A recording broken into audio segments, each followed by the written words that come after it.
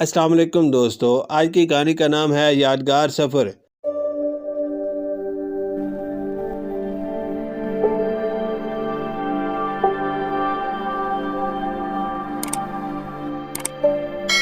School میں موسم سرما کی چھٹیاں شروع ہو گئیں تو اس بار بچوں نے پہاڑی علاقوں میں برف باری کا منظر دیکھنے کا منصوبہ بنایا اور کسی نہ کسی طرح ابو امی کو راضی کر لیا۔ ابو نے کہا میں کل ٹرین کے ٹکٹ لے کر آؤں گا، لیکن ٹکٹ نہ مل سکے۔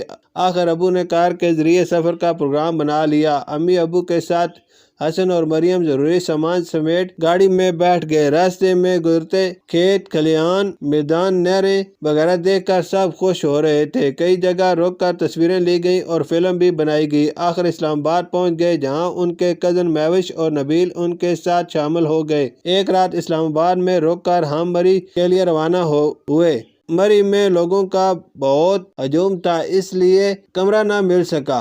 وہاں سے نتھی گلی جانے کا ارادہ کیا۔ روانہ ہوئے تو راستے میں طوفانی ہواؤں کے ساتھ برف باری ہونے لگی۔ گاڑی ایک طرف روک دی، بچے ڈر کر دعائیں مانگنے لگے۔ آخر برف باری رک گئی، ہر جگہ برف ہی برف تھی، جیسے وادی نے سفید چادر اوڑھ لی ہو۔ بچوں نے تصویریں لینا شروع کر دیں۔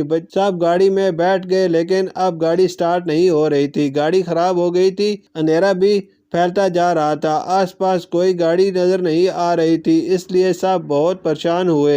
ابو نے گاڑی سے اتر کر پہاڑی سے نیچے دیکھا تو وہاں ایک کچا مکان نظر آیا جس کی چمنی سے دھواں نکل رہا تھا۔ ابو نے کہا کہ ہم لوگ وہاں چلتے ہیں، شاید وہاں رہنے والے ہماری کوئی مدد کر سکیں۔ ہم نے اپنا ضروری سامان لیا اور نیچے اس گھر کی طرف چلے گئے۔ انہوں نے کچے مکان کا دروازہ کھٹکایا تو ایک بزرگ شخص نظر آئے۔ ابو نے ان کو بتایا کہ ہم مسافر ہیں اور ہماری گاڑی خراب ہو گئی ہے، کیا آپ ہماری کوئی مدد کر سکتے ہیں؟ انہوں نے کہا کہ اندھیرا ہو گیا ہے، اب کچھ نہیں ہو سکتا، آج رات آپ لوگ میرے غریب خانے پر قیام کریں۔ ہم لوگوں نے شکریہ ادا کیا اور مکان کے اندر داخل ہو گئے۔ وہاں اس شخص کے بیوی اور بچے انگیٹھی کے سامنے بیٹھے ہوئے تھے۔ ہمیں بھی فوراً انگیٹھی کے سامنے بٹھایا۔ اس شخص کی بیوی نے چائے پیش کی جس سے ہم سب کو تازگی ملی۔ گھر کے لوگوں کو شاید بہت بھوک لگ رہی تھی۔ امی نے ساتھ لایا ہوا کھانا ان کو پیش کیا۔ اب ان بچوں کے چہرے پر رونق آ گئی۔ بزرگ شخص نے بتایا کہ ہمیں یہاں سردی کے دنوں میں بہت مشکلات کا سامنا کرنا پڑتا ہے، پانی کے لیے بھی برف کو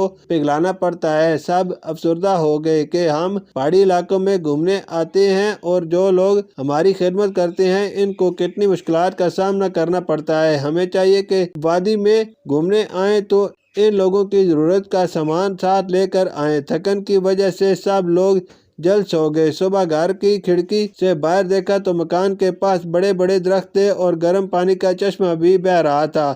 یہ دیکھ کر ہم لوگ بہت خوش ہوئے اور حیران بھی ہوئے کہ سردی میں بھی اللہ کی قدرت ہے کہ گرم پانی کا چشمہ بہہ رہا ہے۔ سب نے اس پانی سے منہ دھویا اور گرم پانی لے کر اپنی گاڑی کی طرف روانہ ہوئے۔ گاڑی میں گرم پانی ڈالا تو گاڑی سٹارٹ ہو گئی۔ نتھی گلی پہنچے اور خوب لطف اٹھایا۔ واپسی میں دوبارہ بزرگ شخص کے گھر گئے اور اپنے سارے گرم کپڑے ان لوگوں کو دے دیے جس سے وہ بہت زیادہ خوش ہو گئے۔ ہم نے ان کا شکریہ ادا کیا، پھر خدا حافظ کر کے اپنے گھر کے لیے روانہ ہو گئے۔ اس طرح یہ ایک یادگار سفر بن گیا۔ شکریہ۔